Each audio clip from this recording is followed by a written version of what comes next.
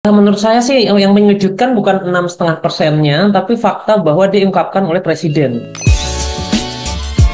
Hai sahabat TCID, kalian sedang mendengarkan podcast Suara Akademia. Ngobrol seru isu terkini bareng akademisi. Pemerintah Republik Indonesia finally mengumumkan kenaikan UMP nih Sobat TCID. Seperti biasa ya, kalau udah mulai masuk akhir tahun selalu ada pengumuman bahwa ada kenaikan atau penyesuaian upah minimum provinsi atau mungkin upah minimum sektoral or maybe upah minimum kota dan juga kabupaten gitu. Untuk tahun 2025 kenaikannya sudah diketok palu, diumumkan juga langsung oleh Presiden Republik Indonesia Prabowo Subianto. Nilainya nih 6,5% gitu Sobat TCID. Beberapa daerah sih ada yang lebih dari 6,5%. Apalagi yang punya upah minimum sektoral gitu ya. DIY for the first time punya upah minimum sektoral gitu untuk beberapa apa ya sektor begitu. Dan akhirnya kenaikan gajinya lumayan tuh. Tapi soal kenaikan gaji ini tuh dalam tanda petik lumayan bikin tidak melegakan. Karena di tengah adanya kenaikan upah sebesar 6,5%, daya beli masyarakat lagi turun dan harga-harga semuanya serba naik nih Sobat TCID. Jadi, apakah angka 6,5% ini tuh sudah ideal untuk tetap menjaga daya beli dan juga konsumsi rumah tangga yang sebenarnya adalah backbone dari pertumbuhan PDB Indonesia? Kita bakal discuss soal ini di Suara Akademia, and for this episode kita bakal discuss sama Mas Krisna Gupta. Di WhatsApp sih ngomongnya saya lagi nih gitu. Mas Krisna apa kabar Mas? Halo Mas Syarif, apa kabar? Baik, thank you. Gimana kabarnya? Baik juga. Anyway, Mas Krisna, kita mulai dari pengumuman dulu Pak Presiden nih ya, obrolan kali ini nih, ketika ngumumin 6,5% gitu untuk kenaikan UMP di tahun 2025. What comes to your mind nih Mas, ketika akhirnya 6,5% gitu? Oke, menurut saya sih yang mengejutkan bukan 6,5%-nya, tapi fakta bahwa diungkapkan oleh Presiden. Em, Oke. ini menurut saya baru ya. Saya diskus juga sama salah satu pakar di Twitter nih, di X ya, si Hmm. Mbak Nabila Izati ya. Yep. Dia juga sama kagetnya. Kenapa? Karena UMP dan UMK itu kan didiskus oleh daerah sebetulnya Yep. lewat Dewan Pengupahan. Jadi di Dewan Pengupahan ini ketemulah buruh dan representasi dari perusahaan gitu ya. Nah, dari situ baru ditetapkan oleh gubernur untuk provinsi dan kepala kepala daerah di kota ya, kabupaten untuk UMK kan gitu. Hmm. Jadi ketika Presiden bilang 6,5% tuh saya justru soalnya gini di daerah itu kan naiknya beda-beda ya. Ada daerah yang Betul. naiknya tinggi, ada yang rendah. Jadi pas Presiden ngumumin satu, kedua 6,5% untuk semuanya itu tuh menurut saya cukup mengagetkan, mengejutkan ya karena berarti variasi antar provinsinya nggak ada dong. Semua Betul. apakah semua provinsi naik 6,5 itu aneh menurut buat saya gitu ya. Dan Hmm. sampailah akhirnya kalau saya lihat aturan yang baru tuh benar ada angka 6,5% itu. Jadi ini menurut saya approach baru ya, sesuatu yang cukup mengejutkan nih buat saya. Artinya apa? Kalau dilihat dari situ berarti Dewan Pengupahannya sebenarnya bisa bisa bisa mendiskus ya naik atau enggak, Hmm. tapi naiknya udah dipatok 6,5%. Jadi saya tuh nggak ngerti ya ini apa yang didiskus kalau sama presiden tuh dinaikin 6,5% gitu. Nah, Hmm. jadi ada sudah jelas ini menurut saya salah satu tanda-tanda centralize ya, sentralisasi dari apa namanya kewenangan yang tadinya cukup desentralized gitu ya, masyarakat Ya. sipil yang menentukan gitu ya Dewan Pengupahan ini sekarang jadi pemerintah pusat pula. Jadi ini cukup mengagetkan, bukan 6,5%-nya ya. Nah, terus apakah 6,5% ini mengejutkan atau tidak? Jujur li, menurut saya ini cukup ini ya, lebih tinggi dibanding situasi saat ini, let's say, gitu ya. Mhm. Kita benar bahwa pertumbuhan ekonomi kan naiknya kemarin tuh triwulan 3 sekitar 4,95% lah ya. Ya. Berarti upah nominal ini naiknya lebih tinggi dari pertumbuhan ekonomi gitu. Ya. Bisa jadi hal baik, artinya part of wage yang masuk ke buruh berarti lebih tinggi dari keseluruhan pertumbuhan, artinya Ya. pertambahan ini diambil dari apa namanya orang lain, maksud bukan dari Betul. orang lain, maksudnya dari faktor produksi yang lain Faktor kan lain. gitu. Ya. Mm-mm. Tapi mengingat pertumbuhan real wage itu sebenarnya sekarang like sekitar 3%-an, sebenarnya dibanding untuk apa tenaga kerja yang dibayar tidak UMR, ini definitely tinggi menurut saya. Mhm. Itu karena memang saat ini pertumbuhan real wage kita di lapangan itu Ada laporan baru nih dari World Bank. Baru aja launching kemarin. Ya, Pas, untung hari ini nih kita ya, apa aman ya. namanya podcastnya saya bisa baca itu Nah, dulu ya. Dan ya memang cukup stagnan saat ini peningkatan apa namanya wage ya upah buruh secara agregat gitu. hmm. Jadi tentu saja buat buruh yang bekerja formal saat ini sudah punya pekerjaan ini jelas sesuatu yang baik buat mereka. Oke. Tapi kalau kita berbicara soal tadi centralized dan decentralized nih, Mas Krisna, mungkin banyak Hmm. orang yang nanya gitu ya. Emang kenapa kalau centralized, nggak decentralized nih? Jawabannya Ya, apa tuh? biasanya gini, khas jawaban pemerintah adalah em, eh, sebenarnya nggak lagi ini persisnya ya, tapi kalau saya boleh santai aja bilangnya, saya lebih tahu apa yang kamu butuhkan daripada kamu tahu dirimu sendiri, gampangnya Hmm, gitu. Jadi kita didirect oleh si apa namanya pemerintah pusat yang ya. jadi terlepas dari apakah direksi ini lebih baik atau tidak. Hmm, Em, ini bagi orang yang tadinya orang-orang decentralized nih di ya, si Dewan Pengupahan ini ya berarti power yang ada di mereka istilahnya diserahkan ke pusat gitu. Mereka kehilangan some degree of power gitu ya. ya, Dibanding si pemerintah pusat yang sekarang gain some degree of power gitu. Tentu saja pertanyaannya apakah ini konstitusional atau tidak ya ke ya. sana arahnya nih saya juga nggak Hmm, tahu jujur li terus terang saya nggak tahu yang benar. Tapi buat saya ini kayaknya memang apa ya ke apa istilahnya tuh pemerintah tuh pingin memberi semacam kepastian gitu ya. Jadi hmm, dengan langsung dikeluarkan angka 6,5 semua orang know what to expect gitu tanpa harus melewati proses back and forth yang bisa jadi tidak begitu terprediksi hmm, gitu.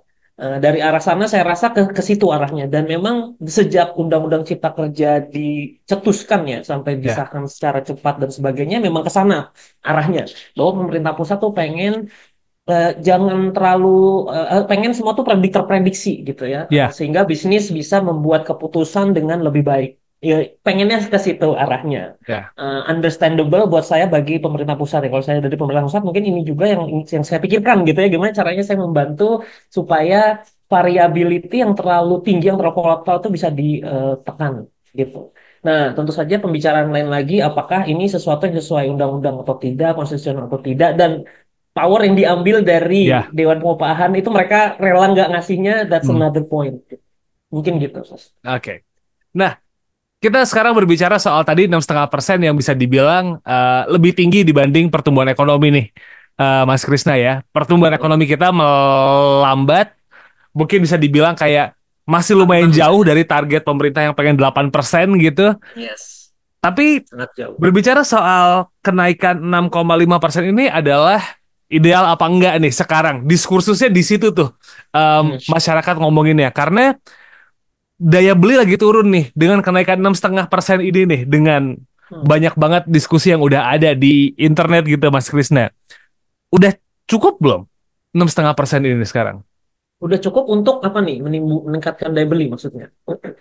Let's say gini, sudah cukup menyenangkan publik belum? Kayaknya kalau seneng sih harusnya Oh. 100% ya kenaikan UMP. Tapi gini nih, sudah cukup belum menjawab permasalahan yang ada sekarang soal daya beli dan lain-lain gitu untuk 2025 aja dulu paling enggak. Oke, ya ini pertanyaan yang bagus yang saya bisa mungkin menjawabnya bisa habis nih waktu podcastnya ya. Ah, Cuma simpelnya gini lah, Mas Syarif ya. Apakah kalau UMP naik, maka gaji kita otomatis naik atau enggak? Jadi gitu. ya. Menurut saya orang kebanyakan itu akan berpikir, oke, kalau pemerintah naikin gaji, maka gajiku naik, gitu ya. Hmm, Seperti halnya seolah-olah pemerintah itulah yang apa ya, karyawan kita ini semua karyawan pemerintah, seolah-olah tuh kayak gitu ya. betul. Jadi kalau pemerintah bilang naik 6,5%, maka gaji kita pasti naik 6,5%. Unfortunately, that's not the case. Nggak semudah itu ya. Karena yang naik hanya yang diwajibkan untuk membayar at least UMR. Siapa aja yang diwajibkan membayar at least UMR adalah bisnis formal dan besar, Mhm. industri besar. Jadi UMKM boleh bayar di bawah UMP gitu.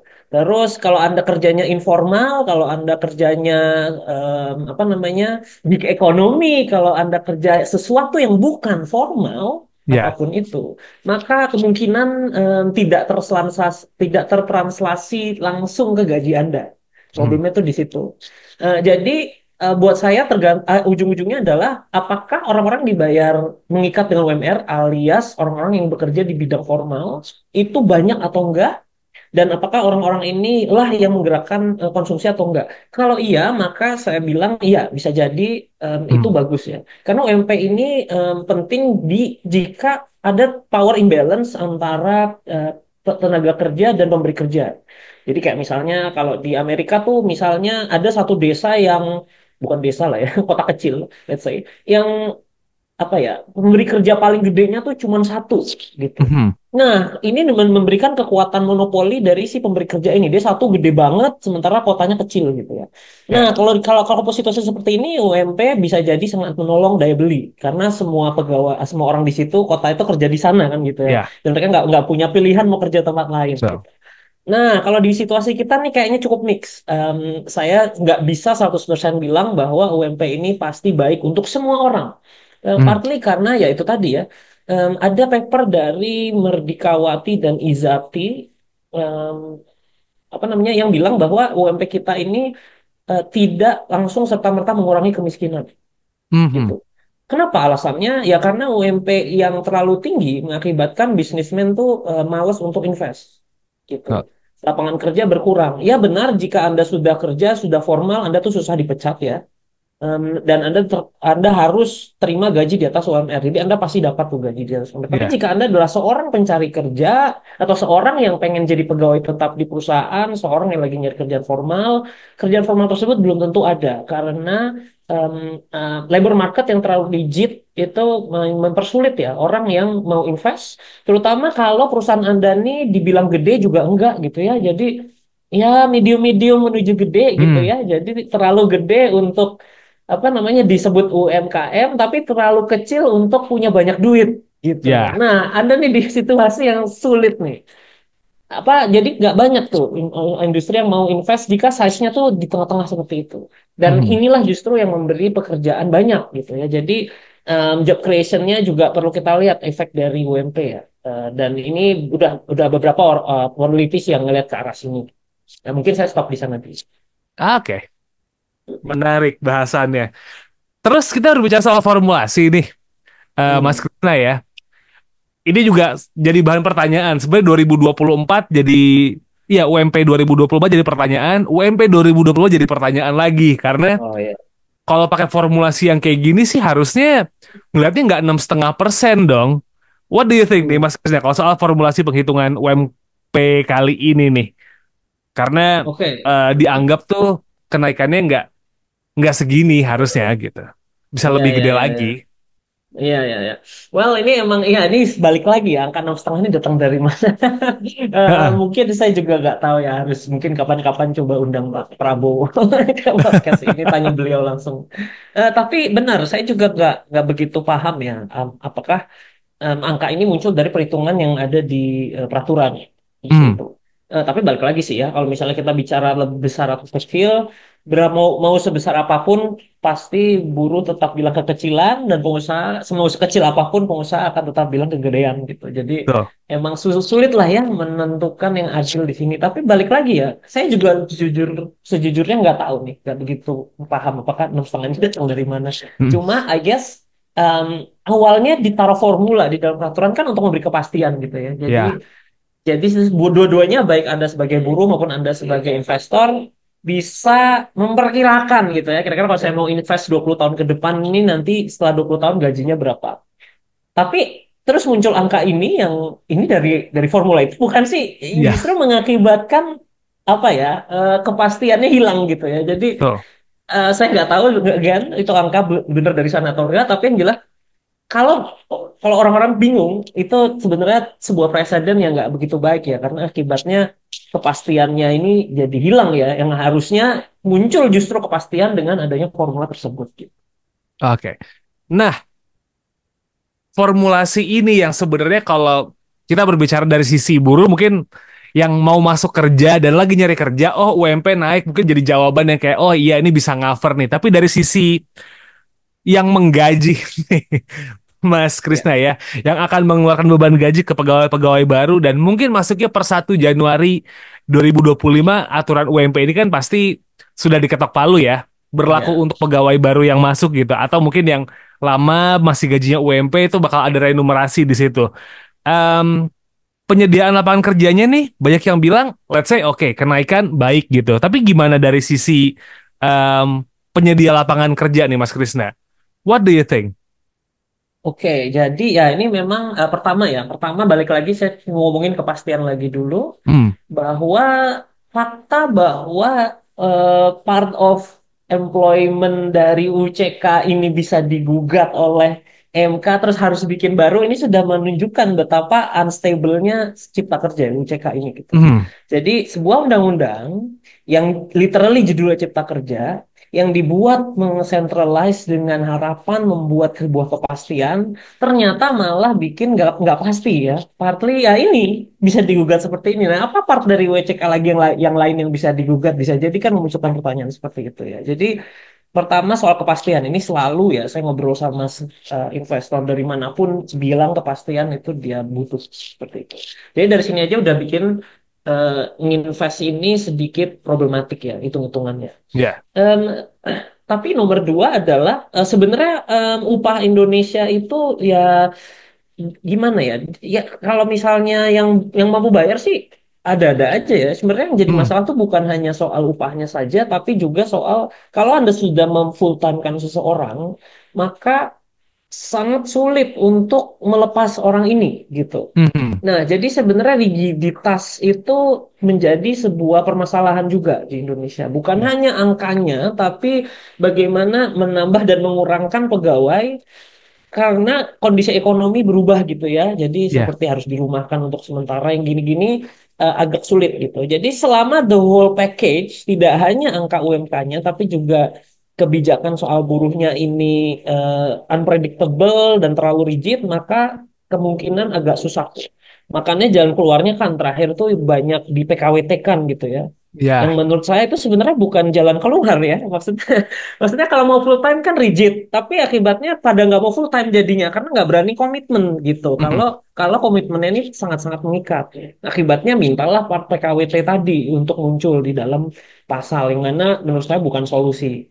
Nah, kemudian kalau kita masuk lagi ke angka ya, balik lagi UMK ini angkanya kan beda-beda tiap daerah ya. Betul. Sebenarnya dari apa perusahaan itu sudah voting dengan kakinya, gampangnya gitu ya. Kalau Ya. begitu kita lihat perusahaan pada pindah dari Jawa Barat ke Jawa Betul. Tengah itu sudah sebuah indikasi ya bahwa buat pemberi kerja upah itu sangat sensitif Hmm. gitu. Apa namanya terutama di tempat seperti garment gitu ya. Dan yang lebih penting tentu saja growth-nya nih.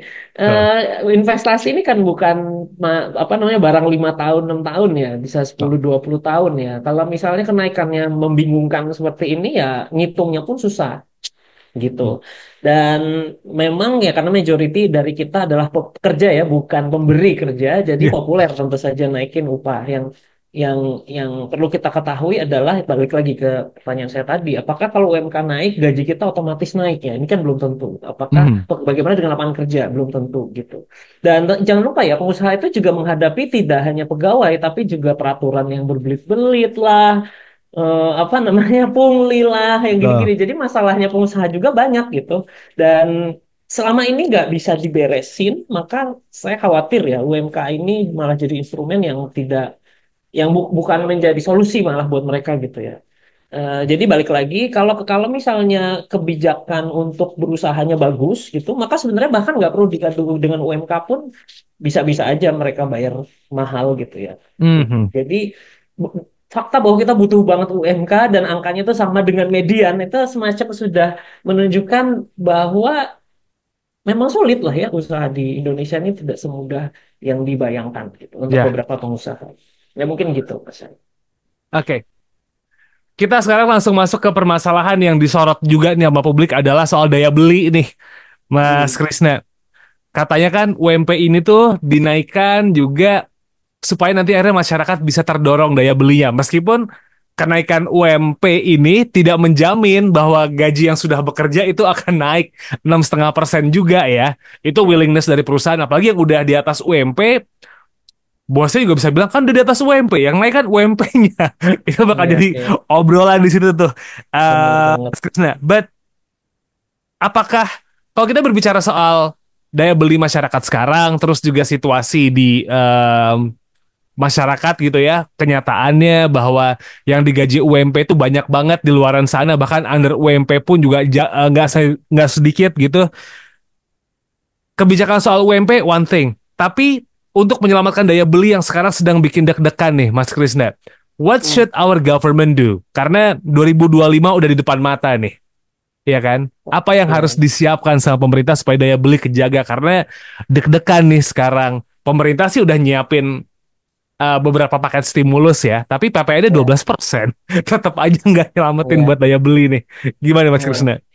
Oke, jadi nomor ini nomor saya juga bingung ya, maksudnya kan si PPN naik ini dimandatkan undang-undang ya, jadi Ah, ke pemerintah juga kuat juga argumennya untuk menaikkan betul. gitu. Cuma kalau saya ngajar di UI itu hampir setiap kali ngomongin soal makro ya, Hmm, kalau mau meningkatkan daya beli itu potong pajak. ya, Jadi ini agak unkonvensional ya, menaikkan pajak di masa daya beli kita berkurang, menaikkan pajak di masa real wage itu ya, turun bahkan gitu ya. Jadi peningkatan gaji untuk semua orang, ini nggak bicara UMP ya, tapi gaji yang berdasarkan data BPS, berdasarkan survei, itu growth-nya kalah dari inflasi. Apalagi kemarin sempat mahal tuh ya harga makanan ya. hmm, Jadi memang menurut saya sih aneh aja gitu ya, naikin PPN di mana PPN ini mungkin pembelinya adalah orang-orang yang ya butuh dijungkit daya belinya gitu. ya, Terus saya juga nggak tahu ya, sejauh yang saya paham PPN di Indonesia tuh cuma sekitar 4% PDB kalau nggak salah. Tolong dicek lagi hmm, nih yang pada para pendengar ya, jangan langsung percaya. Artinya apa? Banyak barang yang nggak kena PPN gitu ya. Eh, Terus kalau nggak salah UMKM ini tidak perlu, yang di bawah 4,8 miliar nih nggak perlu nge-lodge narik PPN dari pembelinya dia gitu. ya, Jadi memang naikin PPN in one hand bikin rame gitu ya soalnya ya, 12%, tapi on the other memang penarikannya juga tidak tidak efisien, tidak efektif gitu ya. Ada barangnya nggak kena. Jadi saya nggak tahu nih dengan semua kegaduhan ini berapa banyak sih naik penerimaan pajaknya gitu. Saya ya, khawatirnya itu aja. Jadi yang dapatnya ini nggak banyak sebenarnya gitu ya. hmm, Nah, kita lihat nanti ya di 2025 apakah 4%-nya naik nih angkanya, empat betul. persen dari total PDB dari PPN ya. Kalau enggak, this is all for nothing gitu. Udah ribut-ribut, tax ratio pun ya segitu-gitu aja ya, which Ya, is very sad when you think about it. Di satu sisi ditambah dengan apa namanya mau dikasih banyak stimulus gitu ya. hmm, Balik lagi nih, kalau kita bicara cost benefit, saya nggak tahu apakah banyakkan benefitnya atau banyakkan costnya untuk government revenue gitu ya. ya, Jangan-jangan tambahan ekstra yang tadi kamu bilang itu Mas Arya, itu lebih mahal daripada tambahan ekstra PPN yang diambil ya, dari masyarakat ini saya jadi agak bingung ya. Akibatnya ke ke keributan ini tuh jadi sia-sia ya, nama pemerintah buruk tapi tidak dibarengi dengan gak worth it gitu ya, tidak dibarengi dengan revenue naik. Jadi dari situ aja saya udah nggak tahu nih apakah hmm, bakal efisien atau enggak ya in terms of banyakkan nariknya daripada ngasihnya gitu. Nah, mungkin di situ dulu, nanti coba kita oke. elaborate lebih jauh. Perbincangan soal kenaikan UMP ini pasti bakal jadi selalu yang dibicarakan rame-rame dan jadi obrolan penutup akhir tahun nih gitu ya Mas Krisna ya. Pastinya Berapa persennya, layaknya berapa persen, tingkat konsumsi bisa naik gimana gitu-gitu. ya. Mungkin ada lagi yang pengen disampaikan gak nih Mas Krisna? Karena ini kan situasinya tuh UMP naik tapi nyari kerja susah satu. Banyak orang yang mengeluhkan itu. Yang kedua, Hmm. barang-barang semuanya mahal, masyarakat jadi banyak yang nge-keep duitnya. Maybe ada yang ketinggalan belum disampaikan Mas Krisna. Hmm, Kayaknya sih nggak ada ya. Cuma memang nggak, saya merasa ya bahwa kita mungkin memang majority of people karena pencari kerja gitu ya. Jadi memang kalau bicarakan UMP tuh nggak relate gitu kalau Hmm, nggak menggaji orang tuh mahal loh di Indonesia ya, gitu ya. Well, itu untuk beberapa entrepreneur gitu ya. Dan ini yang memang susah menurut saya pribadi. Jadi kadang-kadang kalau dipikir-pikir si Mas Gibran bilang solusi dari the whole thing adalah kamu buka usaha aja. ya. While it's very funny when you think about it, tapi ya bener juga sih, coba deh usaha ya. Nanti Hmm, mungkin baru berasa tuh ya bahwa bahwa ya nggak mudah gitu berusaha di ya. Indonesia. Jadi ya mungkin itu yang bisa tentu saja saya sepakat lah ya kalau masyarakat memang perlu diungkit daya belinya, tapi apakah UMP jalan keluarnya belum tentu gitu ya. Terus ya buat pemerintah ya sama ya kalau misalnya entrepreneurnya mengeluh untuk bisa membayar Hmm. UMP, bisa jadi memang permasalahan apa izin usaha apa di perusahaan berusaha di Indonesia nih ya sesulit itu gitu ya. Hmm. Nggak bisa lah kalau mereka mau menyelesaikannya dengan UMP gitu. Nggak ada cara lain selain membuat Ya, entrepreneur kita lebih produktif gitu. Dan UMP ini nggak akan menyelesaikan itu semua, ya, cuma akan membenturkan sesama masyarakat gitu. yes. Pencari kerja maupun pemberi kerja. Akhirnya berantem mereka gitu ya. Padahal harusnya ya kita marahinnya pemerintah dong. Enggak ya, nggak, jangan dimarahin lah. Maksudnya Ya, kita kritik dengan santun lah gitu. oke. Kalau gitu, Mas Krisna Gupta, thank you so much udah nyempetin waktu buat ngobrol kali ini, Mas. Pertama, Seru obrolannya kali ini Sobat Isi ID. Dan ya, semoga kita berdoa aja hal yang baik datang ke kita. Masuk Januari tiba-tiba diketok sama orang HR atau operations. Semua pegawai lama gajinya naik gitu. amin. Itu amin, itu doa yang diaminin banyak orang. But anyway, jangan lupa buat follow social media di Conversation Indonesia di @conversationidn. Itu ada di X, ada di social media Instagram dan juga ada di TikTok. Don't forget to subscribe our YouTube channel @conversationidn dan juga cek Suara Akademia di Spotify dan juga di YouTube Music Sobat Isi ID ya. Kalau begitu, waktunya kami pamit. Selamat liburan Natal, Sobat Isi ID. Dan yang kalau mau extend liburan tahun baru, silahkan dihabisin jatah cutinya. I'll see you next episode. Wassalamualaikum.